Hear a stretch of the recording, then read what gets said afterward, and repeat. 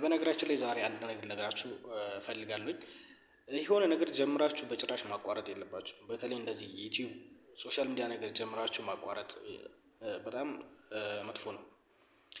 እኔ ያየሁትኝን ነገር ወይም ደግሞ እኔ ጋር አሁን ያየሁትኝ በቅርብ ልንገራችሁ። እኔ ዩቲዩብ እየሰራሁኝ ነበረ። ኦልሞስት ወደ 5 ወር 6 ወር ምናምን እየሰራሁ ያለ ቻናሉ ራሱ በጣም አሪፍ እየሄደ ሰብስክራይበሩ ራሱ ምናምን እየሄደልኝ ነበረ።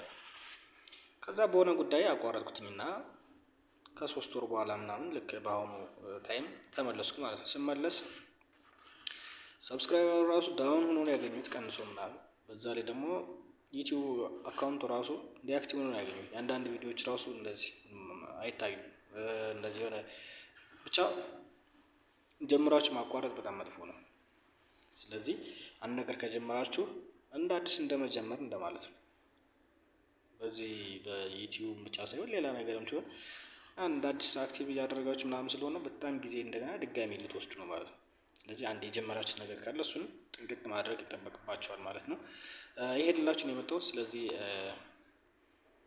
ውድ ቤተሰቦች እየተመለስኩኝ ስለሆነ ያው አካውንቴን አክቲቭ ለማድረግ ነው። ወይም ላይክ ኮሜንት በማድረግ እንዲሁም ደግሞ ሰብስክራይብ በማድረግ ጀስት ሞቲቬት እንድታደርጉኝ ነው ማለት ነው። ይሄ ልላችሁ ነው የመጣሁት። ይመቻችሁ።